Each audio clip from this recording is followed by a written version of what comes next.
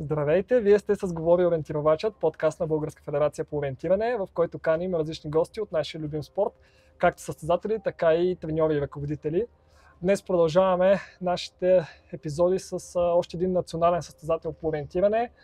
Това е Кристина Иванова. Здрасти, Криси! Здравейте! Здрасти, Стефчо! Криси е последните години една от водещите ни състезателки в лятното ориентиране с доста прилични класирания на международни първенства, както на европейски, така и на световни първенства. Освен това, Криси се занимава и с треньорска дейност, така че има за какво да си говорим, както за нейната състезателна кариера, така и като треньор. В началото ще си поговорим малко повече за състезателните години, как е започнал в спорта и вече във втората част на разговора от нейния опит като треньор, работата с деца, което е доста интересна тема лично за мен. Така че мисля, че ще се получи доста интересен разговор. Криси, аз между другото не знам как започваш в ориентирането. Разкажи ни малко за първите ти години в спорта, кой те запали, как разбра за ориентирането. Всъщност започвам в далечната 2006 година. Когато една от моите съученички всъщност тренираше ориентиране и ни беше разказвала разни истории, колко е готино, колко е приятно. Но така и нямах смелостта, може би, да отида да пробвам. Но един ден всъщност аз тренирах плуване и имах много време между училище и тренировката ми по плуване. Затова тя ми предложи да отида на ориентиране, да видя какво е. Просто е така опознавателно. И така и стана. Отидох с нея на тренировка по ориентиране. Супер много ми хареса. Тогава треньор беше Людмила Гоцева. Тя ми показа, преминахме през един кратък маршрут, показа ми общо взето за какво става въпрос.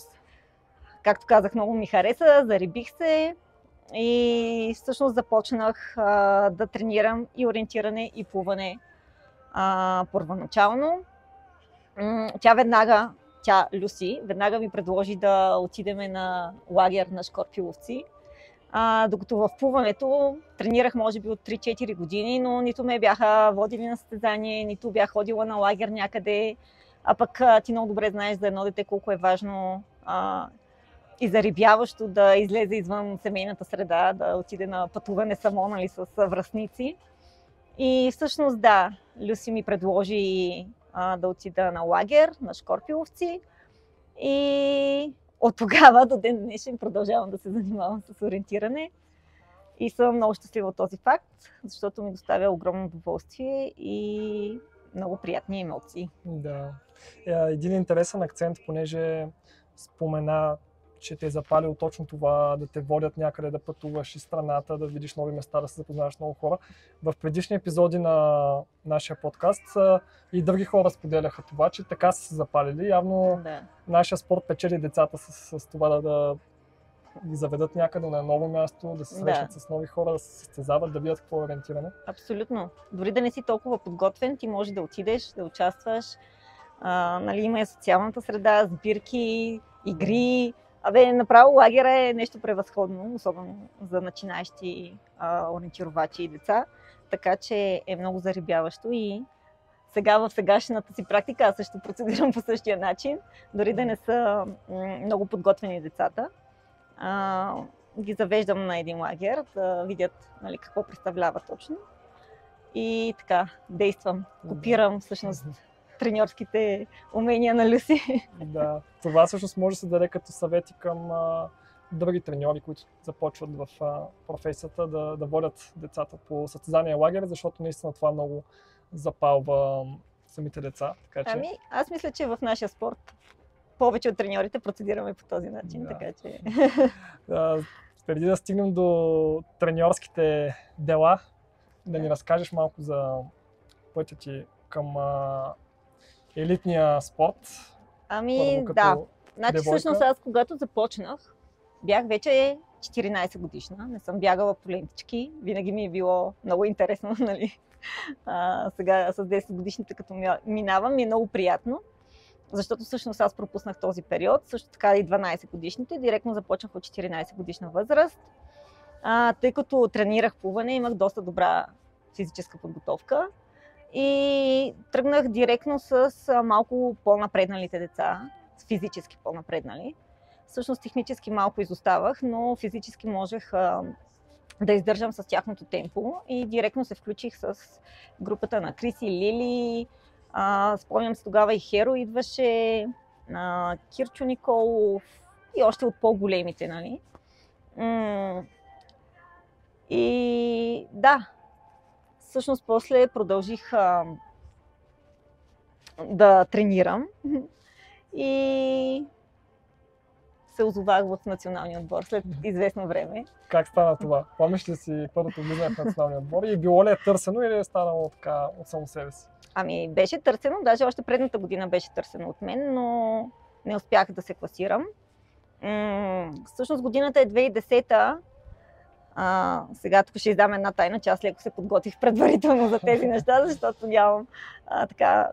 нямах доста конкретни спомени, но си припомних разни неща като класирания и първенства, къде съм участвала. Така че първото ми европейско първенство е в Испания 2010 година.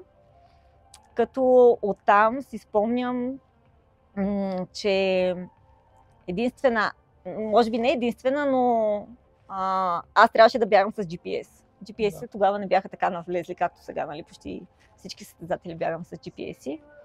Но тогава беше доста притеснително и като за първо европейско направо бях под страхотен стрес. И всъщност бягах много прилично на дългата дистанция, въпреки тези обстоятелства. И всъщност като класиране, сега си проверих, е 23-то място. А пък на спринта също съм бягала прилично, 21-то място имам тогава. Да. Нали, сега на фона на имаме европейски шампиони и не е кой знае какво значимо, но мисля, че е било прилично бягане. Да, определено класирания около топ 20 казва, че са доста прилични за България. За GPS-те ми стана интересно дали към днешна дата изпитваш някакво притеснение или пък да кажем при децата, виждаш ли нещо? Аз лично вече не изпитвам притеснение, въпреки че нали, преди 3-4 години може да се каже, че също така се притеснявах. Да. В смисъл, това притеснението е първите 2-3 минути, после вече забравяш, че имаш нещо на гърба си. Но определено пред децата, да, им влияе. Не мога да кажа дали е положително или отрицателно, но се притесняват, нали, сега ще ме гледат. Нали. Така. Хубаво е да се подлагат на стрес. За да абсолютно трябва да свикват с всичко, защото това ги очаква всъщност за бъдеще, когато отидат на големи първенства, дай Боже. Дори моите лични състезатели ще се сблъскат с това нещо рано или късно, затова по-добре да са подготвени, нали, да не са под някакъв стрес, да е нещо нормално, част от екипировката всъщност. Да, всъщност GPS е едно от многото малки детайли, които те стресират по някакъв начин по време на старти. Е хубаво да се свикват с всички тези неща, защото в крайна сметка от това зависи и представянето ти. Ако не успяваш да владееш емоциите си заради такива детайли, няма как да постигаш резултати. 23-21 място на европейско за девойки и след това идва световно младежко ли? Ами всъщност следващата година, 2011, участвам и втора година като 18 на европейско първенство. Виж си в пистола, знаем, че имаш пистол. Хоп, виждам къде е. В Чехия. Значи 2011 европейската е в Чехия и всъщност тогава участваме за първи пъти на J-Walk, Полша. Всъщност спомням, че директно от Чехия единия бус се прибра за България, тези, които нямаше да участват, нали, на първенство, пък единия бус с състезатели продължихме към Полша, където нали, беше доста дълго пътуването, си спомням, и горещо. Но да, за Чехия всъщност съм бягала добре на спринта. 18-то място имам. За дългата дистанция вече няма да коментирам, може би съм допуснала малко повече грешки. Но като резултат, 64-то място на дългата дистанция. Да, те самите класирания може би не са чак толкова важни, по-скоро опита, който си придобила там за напред в годините. Вече на световни младежки първенства знаем, че конкуренцията се увеличава доста повече. Ами да, всъщност, като разглеждах резултати, почти двойно повече състезатели участват на J-Walk и нивото със сигурност е много по-сериозно. Усети ли някакъв по-голям стрес, отколкото на европейско първенство за юноши? Ами честно ти кажа, не мога да си спомня, нали, сега как точно съм се чувствала, но със сигурност е имало стрес. Всъщност, стресът успявам да го преодолявам от преди 3-4 години, да речем, или 5 може би.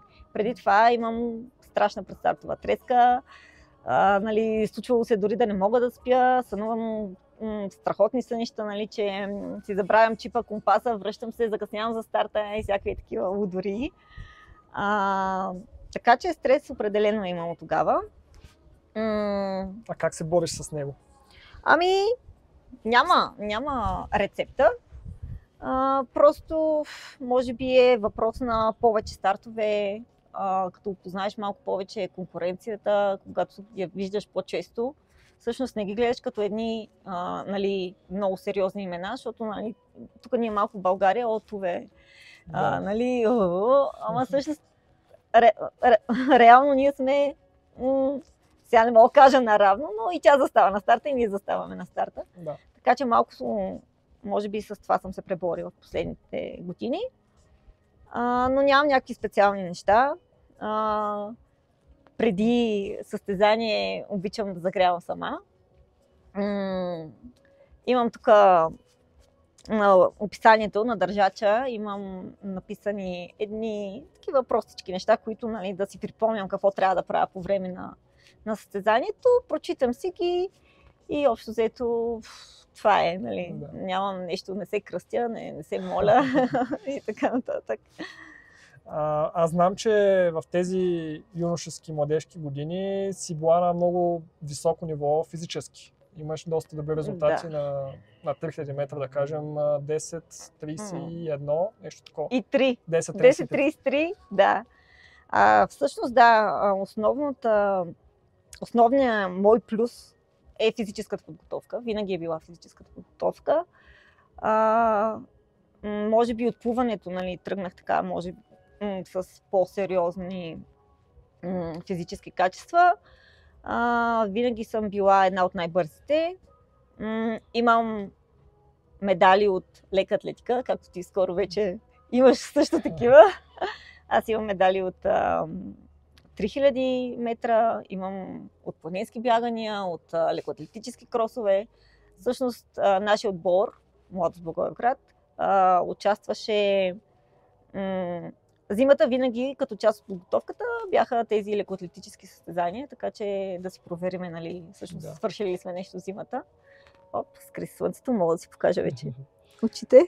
А как си се подготвяла тогава? Тъй като резултатите е ясно, нали? Бягала си 10.33, страхотен резултат, но как се стига до това да бягаш толкова бързо? Защото в днешно време малко са, хайде, да не кажа в леката атлетика в България, но в ориентирането специално нямаме девойки, които да бягат с такива резултати. Ами ще ти кажа, истината е само една, с много бягане се постигат тези резултати.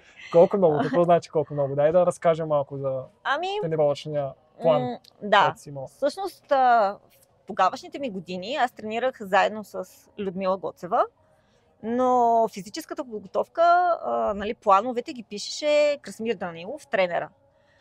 И мога да ти разкажа всъщност какво представлява една седмица от този тренировъчен план, защото ден днешен ги помня, нали, общо взето горе-долу, като какво сме правили. Като километраж може би е 70, 80, 90 км на седмица съм правила. Да ти разкажа ли? Разкажи ми, да. Аз се замислих за цифрите, понеже 70, 80, 90 км са си доста за момиче. Ами да, средно беше около 10 км, 10-12 км на ден. Да. Като в неделя имахме дълго бягане. И това дълго бягане стават, нали, тези малко повече километри. Но седмицата изглеждаше горе-долу по този начин.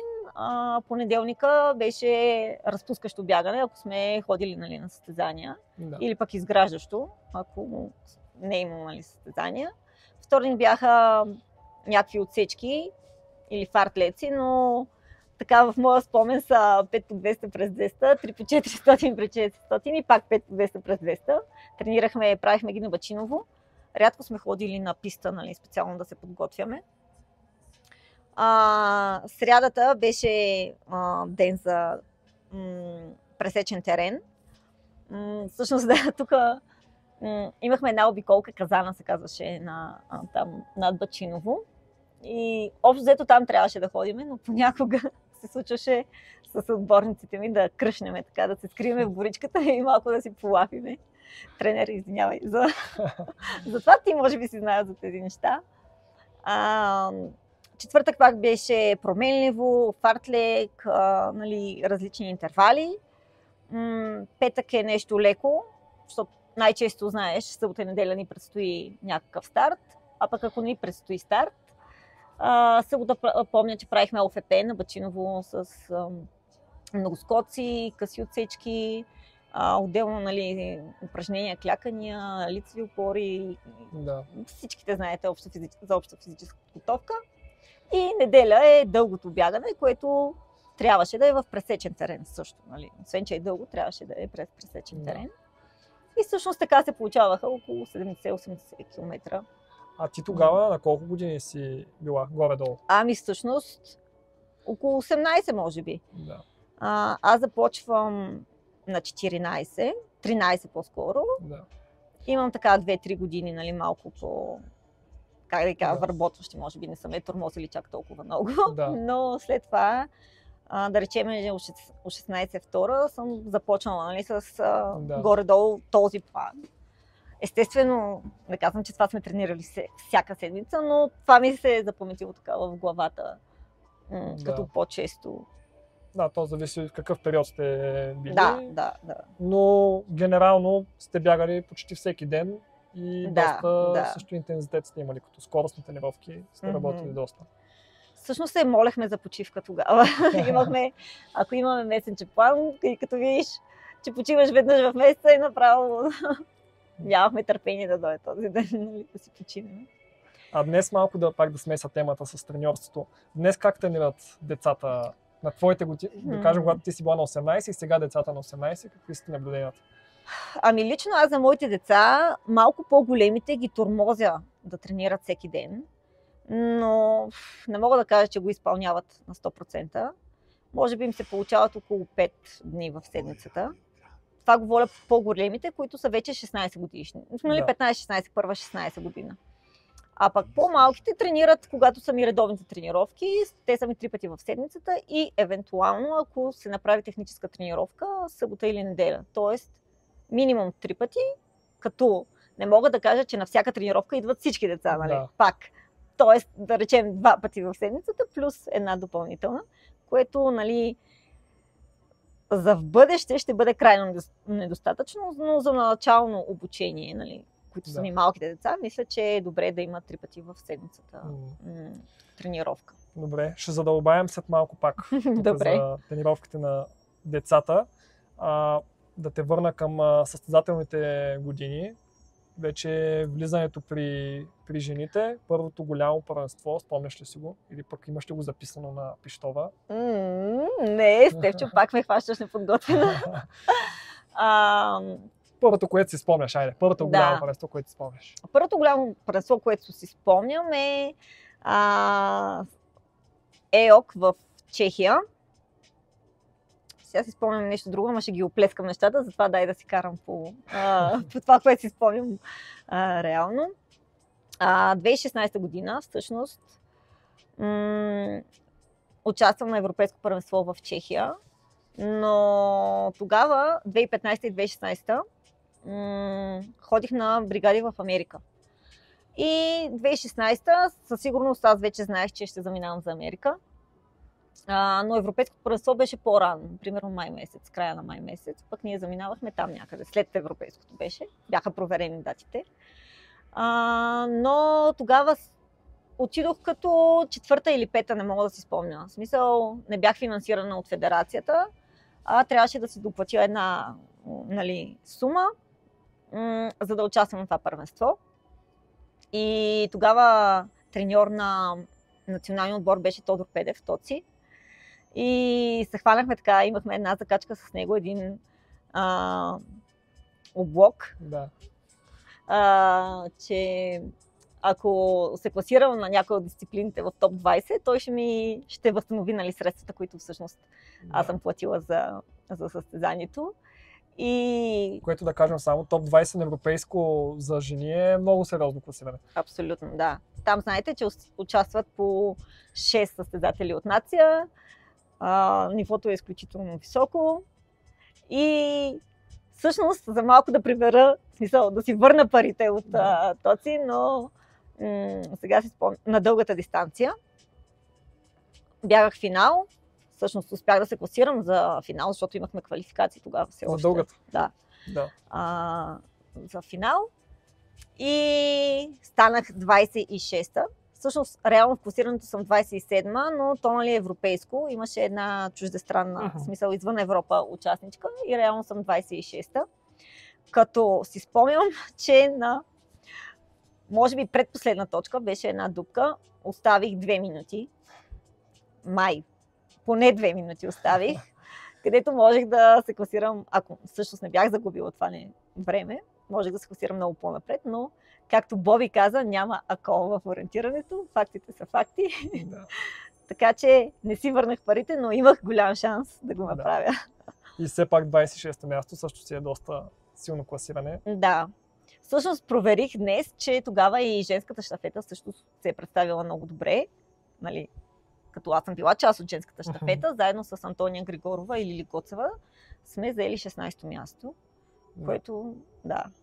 Едно от най-силните класирания. Рекордното ни класиране, дай да го споменем тук. Рекордното ни класиране в новата ера на ориентирането, аз съм част от това нещо, е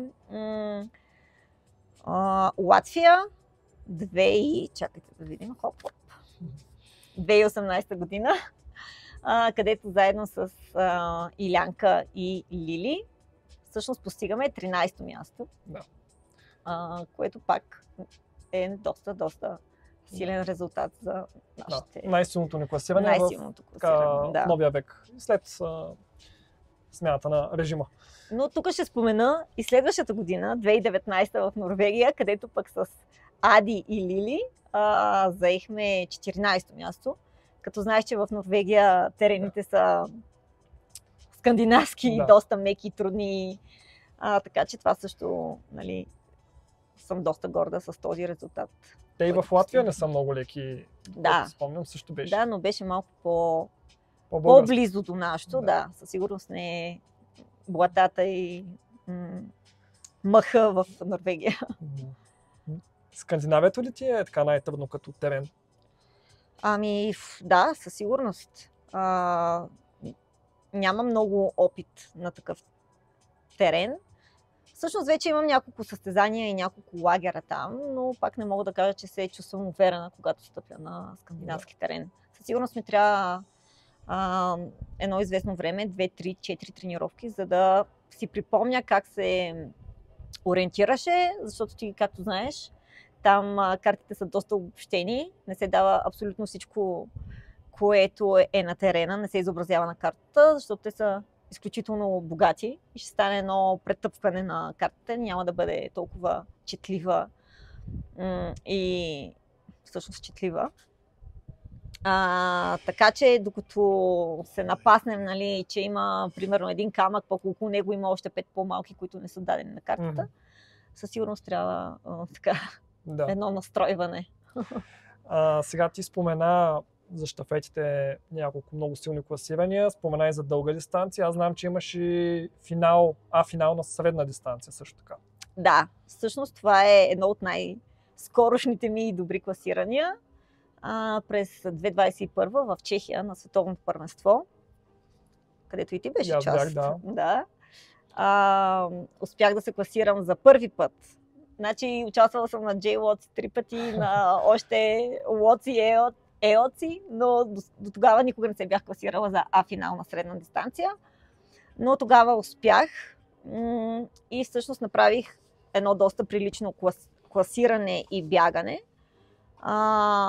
Като на финала, крайното класиране е 32-ро място. Но Маршрута беше, си спомням, изключително тежък и техничен.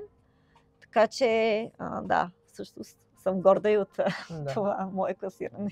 Все по-трудни ги правят. Такива са моите наблюдения, че особено средната дистанция става все по-тежка и изисква много, както като техническа част, така и физически. Всъщност ние много се надяваме квалификациите да са лесни, нали, да може да се класираме, но в последно време доста ни изненадват самите организатори и правят технични, дори и квалификациите са технични, а пък финалите вече наистина са... Ами то все пак е световно първенство, най-добрите трябва да се покажат, така че е съвсем нормално. Дългите дистанции доста ти се отдават, понеже си доста добре подготвена физически, но моите наблюдения са, че в спринта даже се справяш още по-добре. Даже в България се шегуваме, че си рекордьорка, даже то не е шега, то е потвърдено. Кралицата на спринта. Криси има 8 поредни държавни титли на спринт. Аз не знам за друг такъв случай в световната история на ориентирането. Рекорд! Доминация. Така че определено спринта също много ти се отдава. Ами да, всъщност двете дистанции, които много ми допадат, са съвсем различни. Едната е супер дълга, нали, издръжливост, сила. Другата пък е много скорост, бърза реакция. И някак си успявам да ги съчетавам нещата, не знам. Знаеш, в световния елит има специализирани само спринт, има само, нали, дългобегачи, само средна дистанция, пък ние сме тук мултифункционални общо взето. И да, всъщност всичко се дължи на добрата физическа подготовка. Няма какво да се лъжеме в спринта. Ако нямаш добра физическа подготовка, е много, много трудно, почти невъзможно да имаш някакви, нали, резултати. На международно ниво имаш ли класирания, с които да се гордееш, специално в спринта? Ами... EOTS-ите, нали, които са... Да, там споменават около топ 20. Да. Всъщност имам... Не мога да си спомня кое първенство беше. Мисля, че пак беше в Чехия, но имам финал на спринт. Да, световно говоря. Да, световно, вече нали, жени. Обаче на финала беше нещо страшно. Значи, хора, не мога да ви опиша какъв шок бях преживяла тогава. Навлизаха тези ограждения, всичко да се огради. Ами, не помня дали имаше изкуствени огради, но всичко беше, нали, примерно, когато е олив дадено, някаква градинка, всичко беше оградено с ленти. Да, сетих се. И тръгвам аз, бягам, нали, там първите точки бяха малко по-лесни, но после влизам в старата част, някакъв шок, само ленти, аз даже не знаех на къде да бягам, просто бях толкова ушашавена, нали, не ми бях виждала такова нещо, всичкото. То беше абсолютно като някакъв лабиринт, нали, тези червено-бели ленти, нали, ги гледаш наляво, надясно и се озоваваш в някакъв лабиринт и не знаеш на къде да тръгнеш. Да, класирала съм се за А-финал, обаче на финала беше нещо страшно, може би. Да. Сигурно, не знам, със сигурност, ама най-вероятно съм била една от последните. За спринтовете специално все по-трудни ги правят на големи първенства, добавят се някакви нови неща и това малко те шокира, когато отидеш и го видиш за първи път, както спомена с тези ленти. Наистина на картата го гледаш по един начин, но на реалността, когато видиш толкова много ленти, оставаш шокиран. Много шокиращо. Да, за спринтовете в последните години на големи първенства ги правят все по-технични, по-трудни. Ти сам знаеш. Ние с тебе така имахме големи амбиции за последните няколко световни. Дания, 22 година. Да, Дания. Там наистина положих доста усилия, нали, според мен. Но стана едно разочарование, доста огромно разочарование. Даже обмислях вече да спирам, нали, да се занимавам с професионална подготовка. Шегувам се. Знаеме, че в България в ориентирането нямаме професионалисти.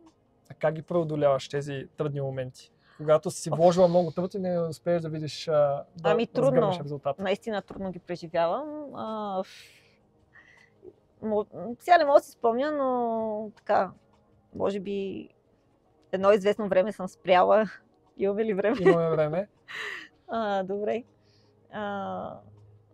просто спираш с всичко, отдъхваш си и вече когато ти дойде музата наново, тогава започваш, нали, да се занимаваш, защото ако е на сила, нещата не се получават. Та всъщност аз като се разочаровам, ми трябва малко да спра, да ми се очуми главата, нали, от лошия спомен. Всъщност задания мога, нали, специално за квалификацията ли беше? Да, квалификацията. Да ти разкажа, нали, каква грешка допуснах и останах, нали, много разочарована.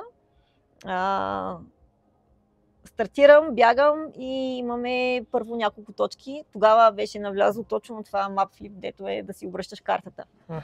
И бягам, предстои ми вече да си обърна картата и си мисля, че съм запомнила всичко. Нали? Нагласям си го на реалността, трябва да отида и там на този блок, в тази градинка, там ми е точката и обръщам картата вече, за да си подготвям следващите отсечки, нали? От другата страна. Отивам на това място, там където си мисля, че трябва да е точката, съответно аз нещо друго съм погледнала, нали, не съм доизчистила нещата.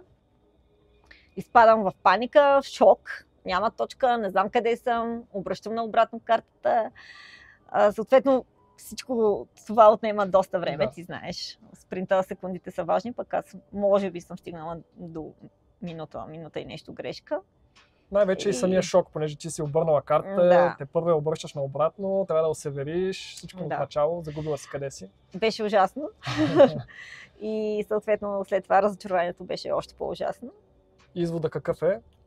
Извода е: не си обръщайте картата преди да си дупчите точката, след това обърнете си, вижте си. Или поне да имат контакт с точката, да я виждат. Точно. Вижте си точката и тогава, преди да сте абсолютно сигурни, не дейте да обръщате. Всъщност ние в България нямаме чак толкова състезания, но се надявам да навлеземе, нали, в по-новите неща в ориентирането. И съвет. Това е много специфично за спринта, ако на някому е интересно. На големи първенства адски много обръщане на картата има. И спомням си, че някакъв шампионат беше с 4 пъти се обръщаше картата, и веднъж имаше и смяна, нова карта се взимаше, което тотално те обърква. Абсолютно. Ами те ги правят много по-трудни, за да може всичкото това нещо те разконцентрира и те вече се чудят, нали, как да ни затруднят общо взето. Трябва да си опит. Проблема е, че опита го трупаме само по големи първенства. Да, и лагери. Но в последно време поне имаме и лагери преди самите първенства, което е добре да опитваме малко терена преди едно такова първенство. В последните години как тренираш и отделяш ли някакво по-специално внимание на ориентирането, чисто технически като подготовка? Ами, как тренирам? Честно да ти кажа, не тренирам чак толкова... Не толкова системно. Не толкова системно, да. Може би... Сега конкретно за последната година ще кажа, че въобще нямах желание да тренирам зимата. Тепърва ми се възвръща ентусиазма да поддържам някаква форма и да навляза, нали, в някакъв тренировъчен процес, нали, защото то до сега... А как се връща желанието? Да кажем, ако някой се загубил желанието, какво можем да го посъветваме? Да се обърне към някой? Не знам. Ами, аз лично си го върнах, когато отидох на едно състезание, на първото състезание и така доста ме ушамариха. И видях, че нещата не стават, нали. Няма как без да тренираш, дори някакви, нали, минимална подготовка да водиш, няма как да се случат. Затова така реших, че е крайно време да се размърдвам по-малко. Нали. Не мога да кажа, че сега вода кой знае какъв тренировъчен процес, но поне излизам всеки ден да побягвам. Но като цяло последните години нали, треньор ми е Иван Сираков и той така малко ми дава съвети, нали, какво да правя. Като така може би аз и него съм му казала, нали, малко го упреквам, че не ме е натискало така, нали, айде излез да бягаш, оставаме аз сама да си преценя да бягам ли, да не бягам ли, и то така малко понякога наделява бързела или нещо друго, нещо странично, умората от работа и от всякакви други странични ангажименти. Да, може би трябва да се отбележи, че ти все пак и работиш, ти си учител. Да, трябва да се отбележи със сигурност това нещо. Защото много хора, може би, айде да не са много, но някои хора не знаят, че почти изцяло националният отбор по ориентиране на България са работещи хора. Те тренират в свободното си време между работа, Да. нали, както Така е при теб, така и при други състезатели, което е при доста повечето. по-трудно. Да. Станат ли мъже и жени, всъщност няма мама и тати вече, няма как да ни издържат, трябва сами да го правим. И да, съчетавам нещата. Всъщност съм учител по физическо възпитание в едно търновско училище и отделно, нали, съм и треньор в Brown Team. И така, между тези две неща остава някакво време, но малко се натоварвам в училище и така понякога нямам желание, нали, да изляза. Въпреки че, пък когато изляза, се чувствам много добре. Даже ние днес, когато бягахме, си говорихме с тебе, че като излезеш да си побягаш, малко така умът ти се разсейва, малко по-живаш, преосмисляш нещата и така нататък. В училище се натоварваш, а в клуба по ориентиране как е? Там се разтоварвам. Наистина, децата в училище и децата в клуба ми са коренно различни, въпреки че са на една възраст общо взето. Не знам дали защото училището е задължително и идват, нали, по задължение общо взето. Няма такъв ентусиазъм. У някой не говоря, нали, не говоря абсолютно за всички деца, но при по-голяма част се наблюдава едно нежелание, едно мрънкане, едно, нали, такова всичко на сила, особено за физическото възпитание. Това да излезеш, да побягаш, нали, да загрееш, пък да някакви игри, пък баскетбол, волейбол, нали, направо мъка на мъките. Да. Докато в клуба децата идват с желание, тренират. Сега посмръкват чат-патите, но е коренно различно и винаги съм се чудила дали защото всъщност ние имаме такса, нали, месечна такса, дали защото си плащат или защото с удоволствие го правят. Има огромна разлика между едните и другите деца. Да. А ти всъщност си от няколко години вече в треньорската професия. Започваш първо от младост в Благоевград и вече към днешна дата си в Brown Team. Brown Team, да.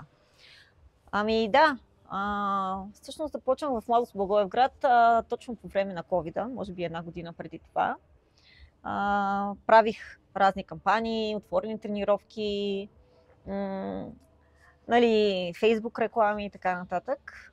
Събрах някаква групичка с деца, но нещо не се получи. Всъщност на мен ми се случиха и други неща в живота, които трябваше, нали, да избера да остана ли в Благоевград, да се преместя ли. Всъщност избрах да се преместя в Горна Оряховица при моя приятел. И годеник. И годеник. Вече, да. Чакай така леко да се поправя. Това само за YouTube ще се види, в Spotify няма да видят. Ами да, показах си пръстена за тези, които за Spotify. И всъщност, да, избрах да се преместя в Горна Оряховица. Тогава управителният съвет на Brown Team ми предложи да бъда треньор, да открием нова група в Търново, защото, както знаете, Brown Team се води Търновски клуб, но основната му дейност е в Лясковец. И там треньор е Мария Терзиева, тя продължава да се тренира там. Но когато аз се преместих, открихме всъщност група и в... Малко става хладно. Става хладно, почваме да третерим леко. Да, леко така. Да, открихме група в... Тоест преди това не е имало деца, които някой се занимава с тях в Велик Търново? Абсолютно наново, на чисто. Аз започнах да се занимавам, като пак правихме разни кампании, отворени тренировки, нали, Facebook реклама, дори, нали, платена Facebook реклама. Но къде имаше най-голям ефект от популяризирането на тази нова група в Велико Търново? Ами, да ти кажа честно, и от отворените тренировки, не доста, но някои от децата ми все още продължават да тренират, нали, ориентиране. Не мога да кажа. Доста хора ми звънят, нали, че са видяли реклама във Facebook, но не мога така да кажа конкретно къде повече и кое повече действа, да дам съвет на някой от другите колеги. И така, събрах някаква групичка, вече са ми малко повече, всъщност около 20 на дечица и честно да ви кажа, малко трудно ми е да се справям сама. Те идват всички заедно или са на групи? Как ги разпределяш? Не, всички заедно са. Нямам време да правя отделни групи, нали, по-начинаещи, нали, всъщност не по-начинаещи, ами начинаещи и по-напред, нали.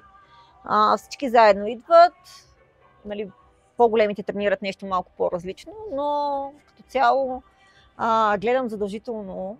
Всъщност сега, отскоро, както знаете, и Валю Шишков вече е треньор в Търново. И в сряда имаме обща тренировка и винаги я правим техническа. И когато сме двамата е малко по-лесно, нали? Единия е на финала, другия пък преминава с маршрута с начинаещите. Нещата са малко по-добре. Но да, вече имаме една оформена група. Как се справят? Доста добре някои от тях се справят.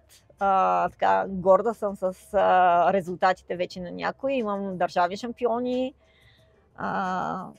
Това за колко време? Доста бързо си ги издигнала до почетната стълбичка. 2021 мисля, че започвах или 2020. Да. 3-4 години.